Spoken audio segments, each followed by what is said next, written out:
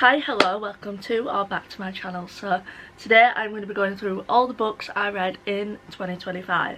Now I believe I read 34 books, which isn't loads for me personally. I do wish I read more, but if you watch my channel, I really struggled with my health in 2025. I still read some incredible books and I'm excited to talk about them with you guys. In this video we're just going to say my rating, a couple sentences on why I love the book. It's going to be quick wrap up reviews. I hope you all enjoyed this video. Give it a big thumbs up, comment down below your favourite book from 2025, and yeah, let's get into it. First book I read in 2025 was Butcher and Blackbird. What a great way to start the year. I thoroughly loved this book. This was a 4-star for me. I just loved the darker elements with the comedy. I think it was incredible, and I think Brynn Weaver is hilarious. I loved her writing, I loved the story. I especially loved the stalker vibes. I'm not gonna lie. Saving Six by Chloe Walsh. This was a 5-star. As every book in this series is for me, the characters literally have my heart and soul. The way they make me feel emotionally is insane. The way Chloe Walsh writes, it is just the most bingeable writing, considering the fact that these books are insane amount of pages, and I think every page is worth it. I would literally read 5,000 pages about these characters. I love the fact that her books are so long. Like, honestly, if you are avoiding this series, which I did for a very long time, go read it because you will not regret it. Joe and Eva just,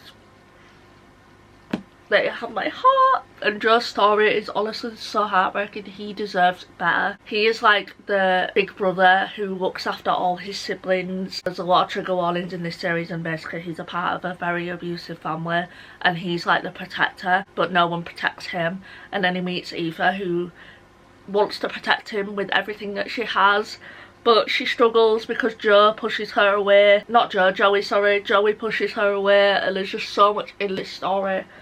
Yeah, go read it. Reckless. This is the Waterstones edition and it is stunning. Look at Kyan Payden.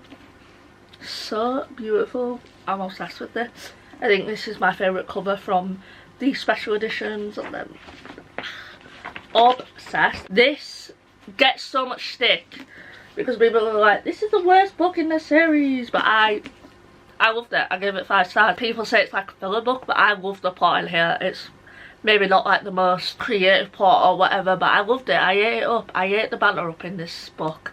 And I feel like we got so much development with Kyan Payden in this book. I feel it was necessary for the 3rd book to be what it was. It wouldn't be as emotional if we didn't get this book, so I feel like this allows you to become more and more connected to these two. Legendary and Finale, but let's start with Legendary. So I rated this one a 3.75.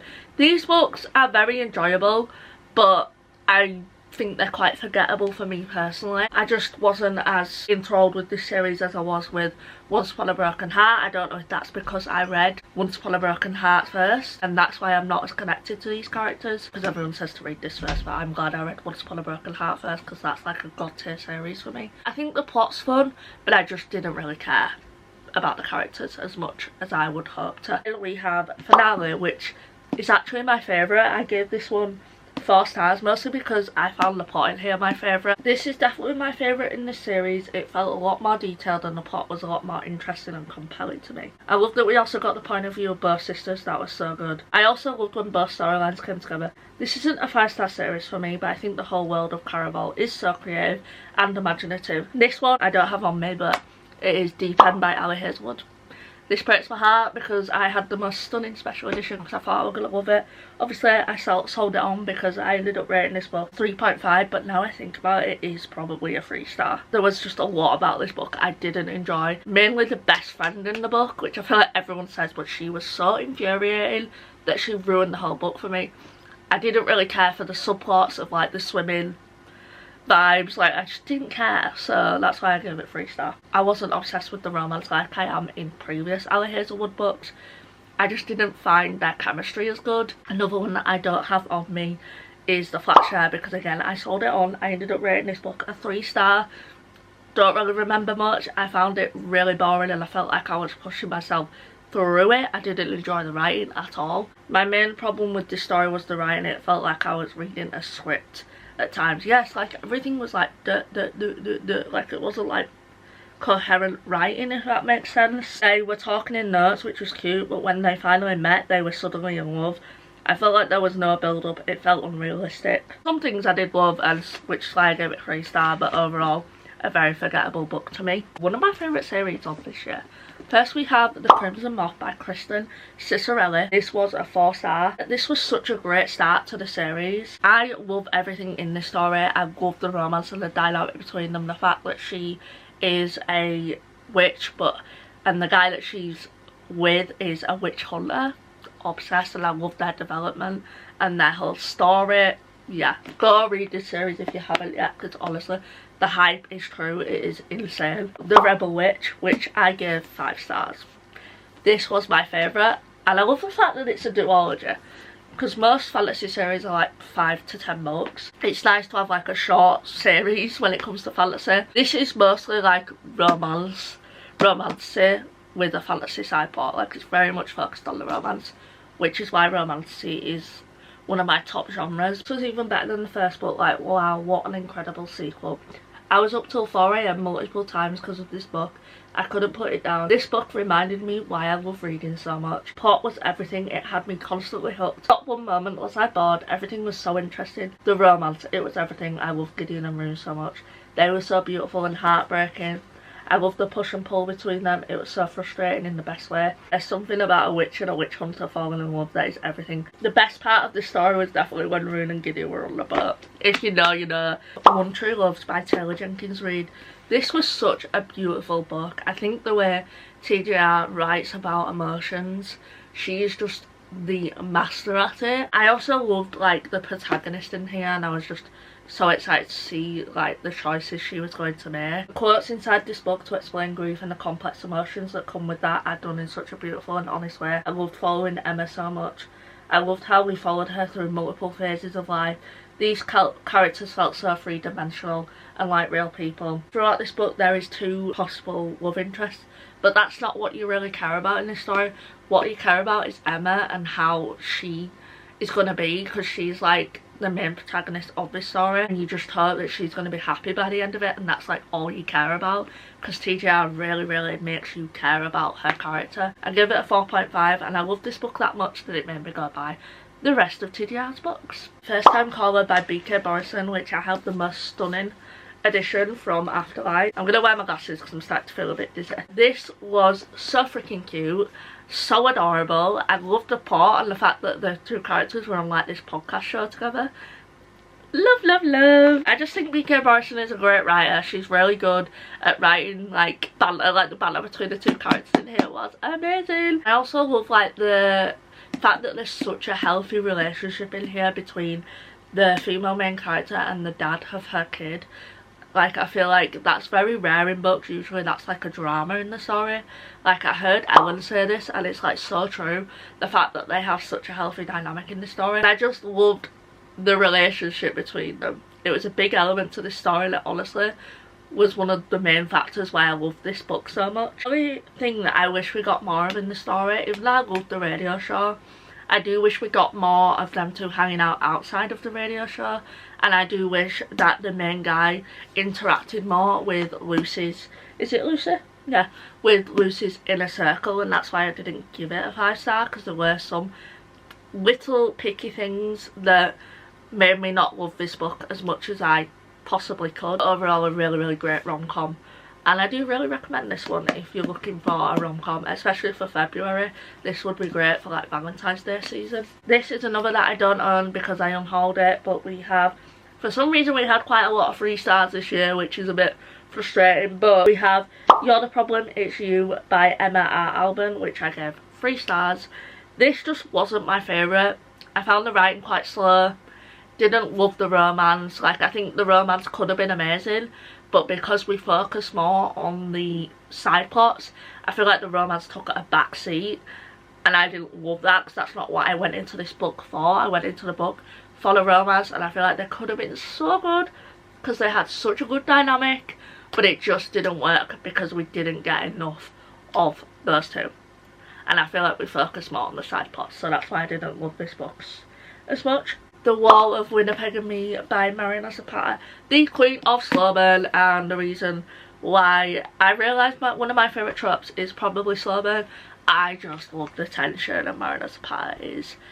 She just knows how to do it. She knows how to write a 600-page book, 500-page book that you're not going to get bored for 1 second, because even though most of her books are dialogue and there's not much going on, it's still insane. Like, I love her. I gave this a 4.25 stars.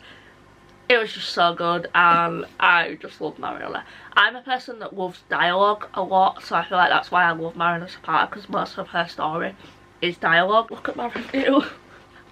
Something so beautiful about two people who have never had love to look up to, because those who are supposed to love them treated them terribly, coming together and learning what true love is. Like, I feel like that is the perfect sentence to make you want to read this. Go read it. See Swear by Megan Brondie. 5 freaking stars. This is a god tier book for me. I can't believe I haven't read the sequel to this, considering how much I loved it. The main guy in here was honestly the sweetest person, and he is like god tier book boyfriends. The way he shows up for the main girl in this, just, he has my heart, honestly. I literally had to shrink this review down into like tiny writing because of how much I wrote. What a beautiful story filled with so much heart and emotion. This was such an easy 5 star for me. If it wasn't for life getting in the way, I would have read this way faster, because every time I did pick this book up I couldn't put it down. The writing is so bingeable and the characters are so lovable. It didn't all truly hit me, everything these characters had to endure, until I finished and sat there staring at a wall crying because my heart just broke for them. Like, I still remember I literally went like this and just started crying, because everything I just read just hit me. They both always knew what the other needed, they communicated so well, and they were just amazing. I loved every second of them, even the sad parts that made my heart shatter, because it added so much depth to the story and made that ending even more rewarding. I think the build up for Noah and Ari was done so beautifully. They really grew to understand one another and became best friends first, which I love when authors do that. I feel like I mention this all the time, but that's like my favourite thing, when you can feel the characters are best friends before they actually get into a relationship. I say it all the time, whenever that's in a book, like, I really look for that because I love it, and I think that's why I love slow burn, because you really get that friendship before anything else. So there was a trope at the end of this that a lot of people despise. I think the author handled this trope so well, and I personally don't think it ruined the book for me at all. It was a big element why the end was so rewarding as well, so yeah.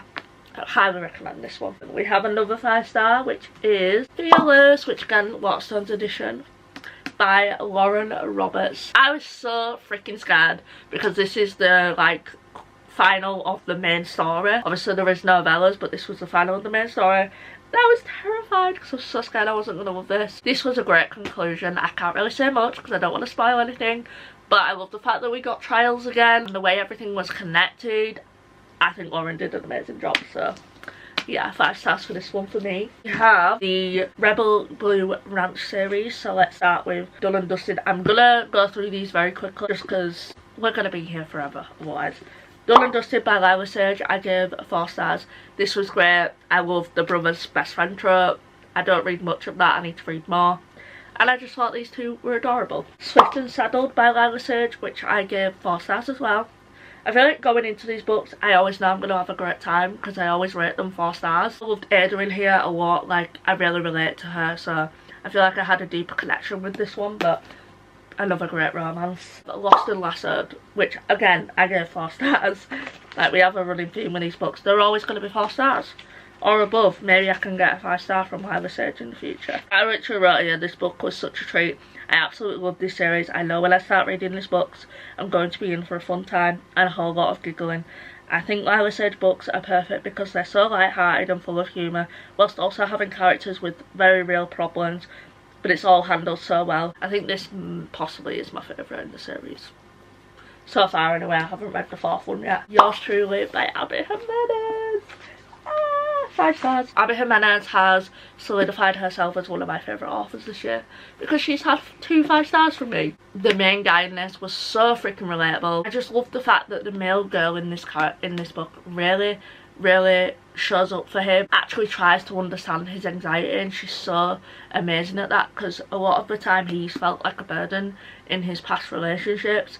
because he needs like certain things because of his anxiety, and she just shows up for him, and it's the most beautiful thing ever. I just felt a very, very deep connection to the main guy in this, because it felt like reading my own thoughts, reading my own mind.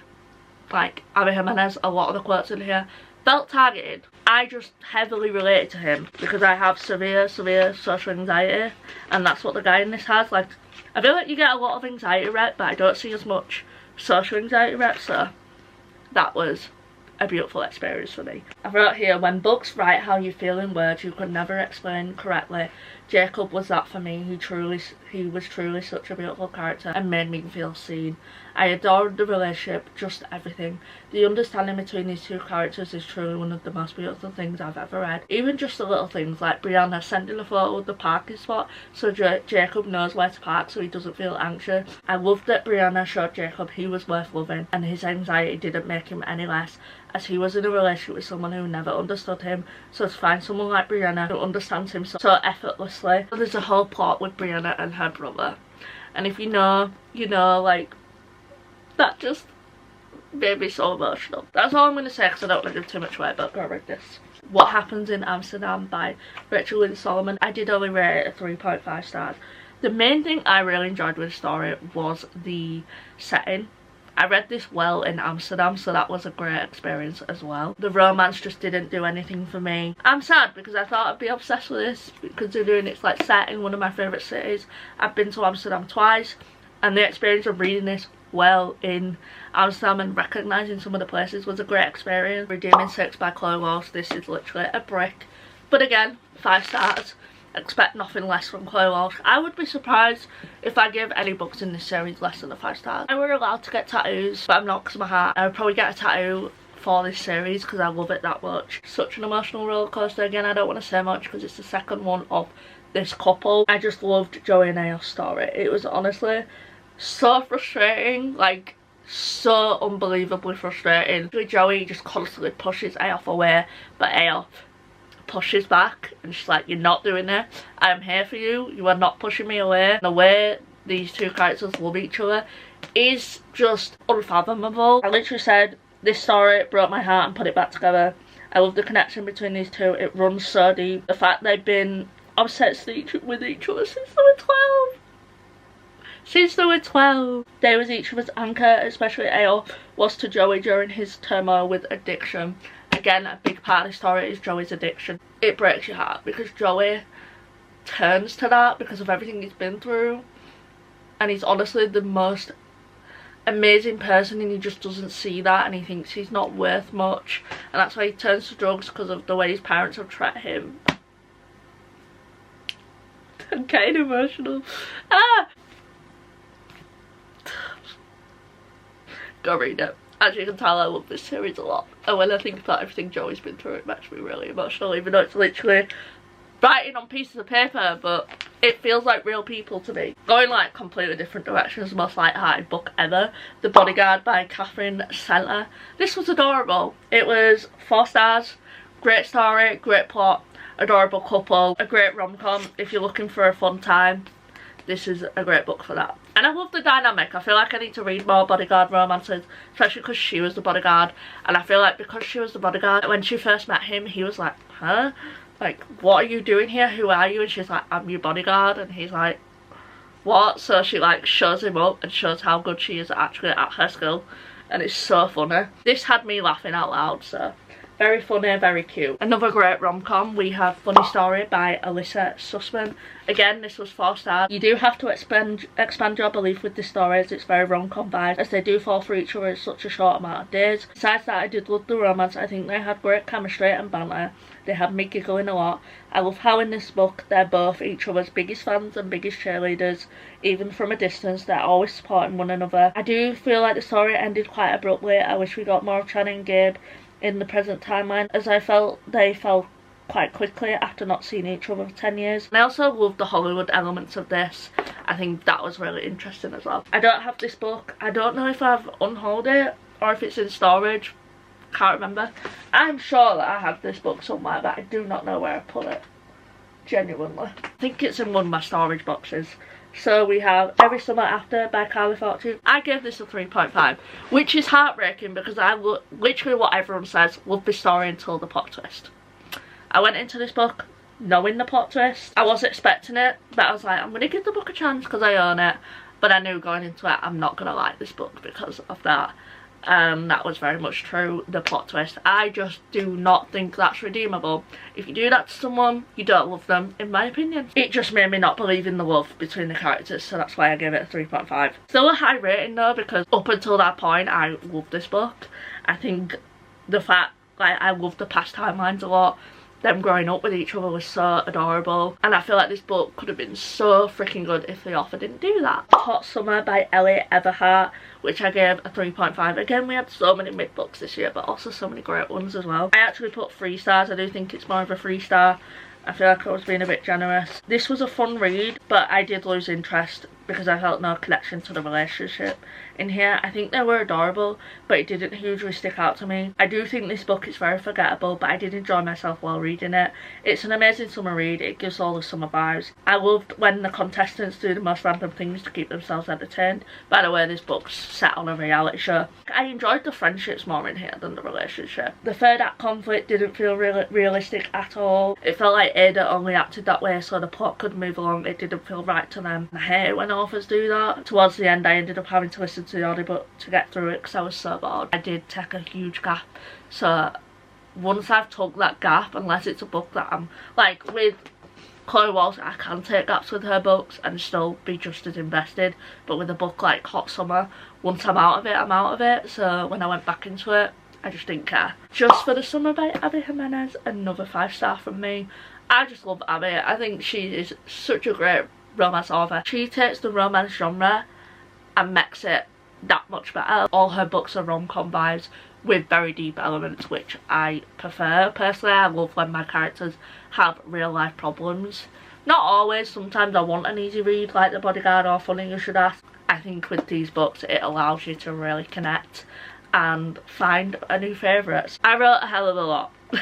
Obviously not going to go through all this, I'm just going to find like my main things. The writing in this book is so beautiful. The way Abby Jimenez wrote about PTSD and the complexities of relationships with parents, her writing really hit the heart. I love Justin, he's so sweet. My heart when Emma was trying to keep it together because she was starting to realise she was an afterthought to her mum. She was showing more attention to Neil than her by showing up for lunch for him and didn't even think about her daughter. Then Justin shows up with lunch for Emma, showing up for her the way her mother never does. Showing her she's more than just an afterthought. I love them so much, they're so beautiful together. I love how playful they are with each other, like the Toilet King shirts, the zombie game, the Nerf guns. They felt like best friends as well as partners. Like I say, that's one of my favourite things. Another one I don't have because it's in storage, but it is a book I loved, is Malibu Rising by Taylor Jenkins Reid. I gave this a 4 stars. Not usually my genre, but it's a literary fiction, but I really enjoyed it. Again, I love how TJR writes, so I was going into this and knew I was going to enjoy it. Probably my least favourite TJR that I've read, but I still had a great time with it. I hate Mick. Cannot stand that guy. Like I wrote here, I hate Mick. He sold June the world and then completely destroyed it. It actually angered me reading his part / him making excuses, justifying what he did. I won't lie though, it kept me hooked. I was literally gripping the book in anger. I hate men who act like that. It's disgusting. If you want an author who can write about real, raw human emotions, TJR is the one. She's incredible at making her characters feel like real people and expressing their emotions in a way I've never really seen other authors do. She's amazing at her craft. Beautiful story with such complex characters. June's backstory absolutely broke my heart. She never knew she deserved more. Nina is an incredibly strong woman, the way she put everyone before herself. The scene with Mick and Nina with the kites as well, like I remember that so vividly. Reading it knowing what's gonna come and how naive Nina was as a child. That innocence was heartbreaking. I'm not going to say much else, I feel like I'm giving too much away. Another one I don't have with me, I do own it, it's in storage even though it was a 3-star. It's The Pumpkin Spice Cafe by Laurie Gilmore. This was like a palate cleanser, very easy read but super forgettable. The romance didn't have much depth at all, I didn't really care about the romance, but what I loved about this book was the vibes. It was the perfect autumn read and got me in the feels for autumn, and that's why I did enjoy it so much. Next I have Bride. I gave this book a 4.5. It was so close to being a 5-star. I can't remember why I didn't give it a 5. I think it was because some of the scenes made me a little uncomfortable, like some of the smut. But other than that, this was incredible. I love Ali. I love the way she writes. I think she's amazing. She's one of my favourite authors, and this is her first time doing a paranormal romance, and I think she did a great job with it. The dynamic between these two characters, so good, so much tension. The library scene, so good. The plane scene, these two characters are literally obsessed with each other. It has a great plot with great romance as well. Next we have Best Text Ever by Nadia El Fassi, which I have the most stunning edition. It is beautiful, which I am debating, do I resell this, but I'm keeping it for now just because I do have the second book and I'm going to read the second book, and if I enjoy the second book more, I'm going to keep the series. This was a 3.25 star, which breaks my heart because I wanted to love this, but I just didn't love the romance.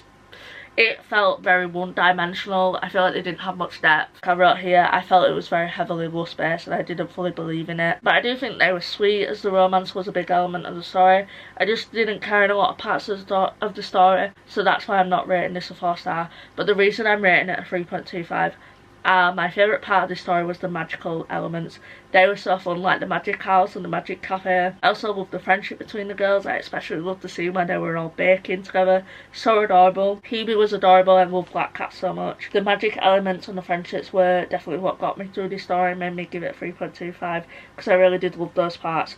I would recommend this story if you want a fun read that's perfect for autumn season. The Reappearance of Rachel Price by Holly Jackson. I really enjoyed this. I gave it a 4 star. I thought it was a great thriller. I loved the conclusion. I loved how everything unravelled. I think it was great. I loved the whole like documentary plot in this, and the little like side plot between the main girl and one of the crew in the dock. That was great as well. I loved seeing Belle like become a detective and try and figure out what's going on with her mum. Next we have a book that, again, I think I've unhauled it. Yeah, I definitely have. Normal People by Sally Rooney. I went into this kind of knowing I probably wasn't going to be obsessed with it. Probably wasn't going to love it because the writing style was so different for me and I just didn't love the writing. I just don't get it. I don't get it. Maybe I'm not meant to get it. I don't understand why people love this book. I wish I did. I know so many people love this book, but I found it made a very much a character person. And I didn't enjoy the characters in here, which I think is the point. They're supposed to be flawed. They're supposed to be insufferable at times because this is a very real story. I did go into this story knowing it might not be my cup of tea, and sadly it wasn't. The characters infuriated me too much. I feel like there'd be no story if they did communicate. This whole book is just miscommunication. I personally need a story where I'm rooting for the characters, rooting for the relationship, but I just didn't feel that with this story. Funny Story by Emily Henry. I finally read this book. I'm so happy. I gave it a 4.25. It was great. I love Emily Henry. My lights broke for the last like few minutes of this reading vlog. It hasn't broke, it's died, so I hope you guys don't mind that the lighting's not as good. I love Daphne and Miles, love the characters and relationships in here. Daphne is so relatable sometimes. I feel like Emily did an amazing job at writing about Daphne and how her relationship with her dad affected her, the way she navigates relationship because of her fear of not being enough. Daphne deserved that and I'm so glad she found that in Miles. At the start I was not expecting to be in love with Miles because he was explained as a hot mess, but as you read through the story you fall for his character. He's such a golden retriever and has such a big heart. I loved him so much. Our relationship was so beautiful. Usually I hate when books have exes in, but the way everything happened was so good. Again, I love how these two became best friends first. A running theme on what I love in books. They were so wonderful together. Their whole build-up was everything. Their story was like a warm hug, so heartwarming and bittersweet at times. They were also hilarious together. All those moments throughout the days, weeks, months that don't get marked on calendars with hand-drawn stars or little stickers, those are the moments that make a life. Not grand gestures, but mundane details that over time accumulate until you have a home instead of a house. The things that matter, the things I can't stop longing for. And then I wrote, so beautiful, like, are you kidding me? The way she expresses the beauty of life, of humanity through these quotes, she's incredible. The last book of the year was Any Trope But You by Victoria Levine. Again, a stunning edition from Afterlight. So freaking pretty. Love the character art in here. Obsessed. It was a great winter romance. I think if you're looking for a winter romance, this isn't necessarily a Christmassy romance, it's more just set in a wintry place. You need to read this one. It's great for like now, like you can, I know it's giving Christmas vibes, but it's not Christmassy at all. It's very much just a winter romance, and this whole story is basically a love letter to romance, brothers. I adored how the author played on the classic tropes, as Margaret the FMC was a romance author, so when she meets Forrest, who is the epitome of a romance hero, she does everything in her power to avoid him, but the tropes just keep coming and it's so fun and adorable. Hence why it's called Any Trope But You. I also love the understanding with these characters because they're both caretakers. Like, the female main character looks after her sister who's chronically ill, and the main guy looks after his dad, so they have like this understanding between one another. I love when characters have that, like an understanding that no one else understands except them two. It just adds that extra, like, deeper impact to the story. But yeah, I thought that was beautiful between them. Their meet cute was hilarious.